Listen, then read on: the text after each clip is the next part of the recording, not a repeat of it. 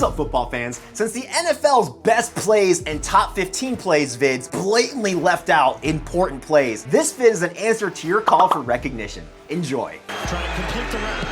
McPherson, it's blocked. Wow, what a great way to piss all over the Bengals parade, am I right? Now this is the one play that I know for a fact most of you have been wanting on the highlights vid, so this is for you. You're welcome, Steelers fans. What's really hilarious is the Bengals probably thought with McPherson that it was GG, we got this. And then when McPherson shit the bed, they were like, oh, fuck, I guess this is gonna go on a little bit longer than we thought it would. And not only would they give the Steelers one more chance in overtime, but two more chances in OT to allow them to actually secure the dub. You know what this reminds me of? The Goku versus Frieza fight, where Goku gave Frieza two more chances to live, and Frieza still fucked it up. Can you guess who Frieza was in this game?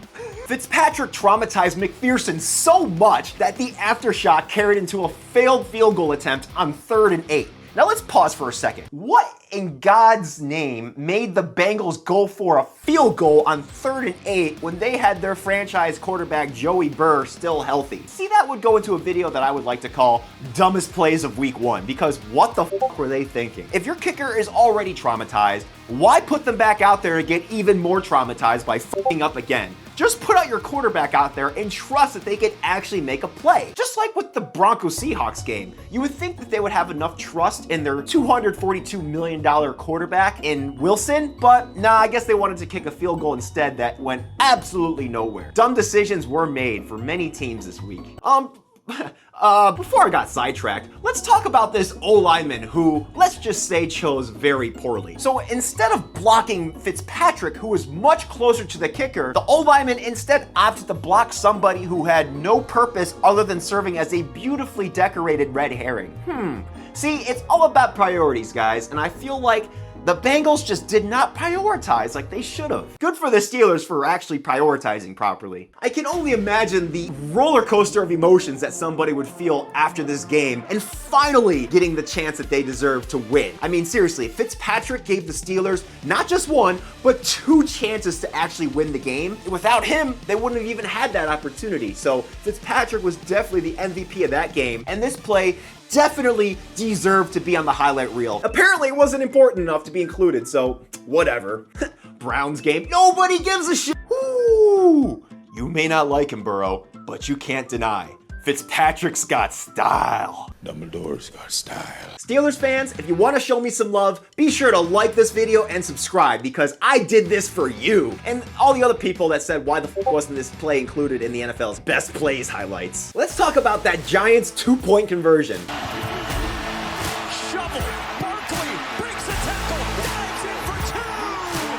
Dives in for 2. You know, I had very little respect for the Giants before that game. In fact, I actually had negative respect for the Giants. But you know what? I gotta give Dable and the Giants credit for going for the 2-point conversion. What's crazy is Jones actually set up Barkley for massive failure because he tossed him the ball right when he was in front of 2 edge rushers. But it's really good that those tits edge rushers weren't worth a shit, because Barkley was easily able to outmaneuver them for the 2-pointer. So good for him for actually being able to salvage that play, because that easily could have gone the other way if Barkley wasn't a boss. And if you follow my Bills channel, you know that I absolutely love it when players throw the ball up in the air after they score, because it is the ultimate fuck you to the other team. And I feel like there's just no other way to properly convey that emotion other than tossing the ball. If there's one thing in the NFL that I like, it's when teams and players and coaches display balls. And that's exactly what the Giants did here. Now, I may not be a Dable fan or a Giants fan or a Jones fan or anybody on that team's fan, but they for sure displayed balls, especially when it counted. And they didn't just settle for a tie like a pussy.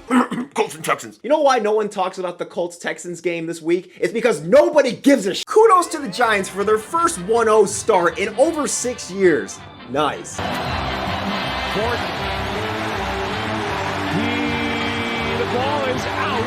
Ooh, Seahawks goal line D. Yeah, yo, the Seahawks got a great defense. Kind of reminds me of the Bills defense, just not quite as good. Yo, what a stop for the Seahawks, and what a flop for the Broncos. The 4th and goal stop was the turning point in the war against the Broncos, and the Seahawks made sure that they were not gonna get any sort of satisfaction that drive. Man, talk about blue balls, am I right? Broncos blue balls. They get it away. They hand to Williams. Ball comes out. And wow, talk about that second fumble, man. Wilson must have been having flashbacks from that first fumble when he realized, there's no way lightning could strike twice. Oh my God, I can't believe this happened again. Jackson was there for both, man. Like, that guy was all over the Broncos. I give him mad props for being in the right place at the right time. Good for him. The Seahawks capitalized big time and made me loll at the Broncos' misfortune. Repeated misfortune. And they really made Wilson look like shit out there. In this week's underdog story, the Vikings scored a beautiful touchdown on 4th and 1 to get first period blood all over the Fudge Packers. It was a very smart idea to throw, especially when throwing to your #1 wide receiver, who was completely uncovered in every sense of the word. What the hell were the Packers thinking leaving him wide open like that? How this was left out, I don't know. When you're on 4th and 1 and you just say, you know what, I'm gonna leave my quarterback out there, I trust that they're gonna make shit happen, and they make shit happen, balls. And that's exactly why the Vikings kicked the shit out of the Fudge Packers this weekend. Maybe this could be their season. Speaking of the Packers, if there's one thing that Rodgers was good for this game, it was entertainment at his painful expense. After trying to look manly by checking Smith, he got knocked back like he ran into a brick wall. The funniest part was him wobbling as he tried to get back up, but couldn't because he got his ass kicked so bad. Next time he tries that shit, I'll make sure he doesn't get back up. Oh, boss. F you, Rodgers. First and goal for the 5. Brady. Evans. Did he catch it? Yes, sir. Touchdown. The Bucs-Cowboys game. Best part of the game? Brady getting sacked not just once, but twice by the same guy. 4 for the touchdown. Parsons got Looks like the statue is toppled over. 2 sacks for Minkah Parsons. Good for you, Parsons. Thank you so much for the free entertainment. I really enjoyed watching that happen. Whew, I think I could hear the glass breaking from over here. Those bones must have been on fire by that point. And the second best part of that game was watching Brady's Bucs struggle mightily in the red zone to score any touchdowns because they only managed to score 1. It's good to know that they have red zone issues. It looks like the bedroom wasn't the only place Brady had trouble finishing. I kill me. Brady, Bucs, and Pats fans may hate me, but I don't give a shit.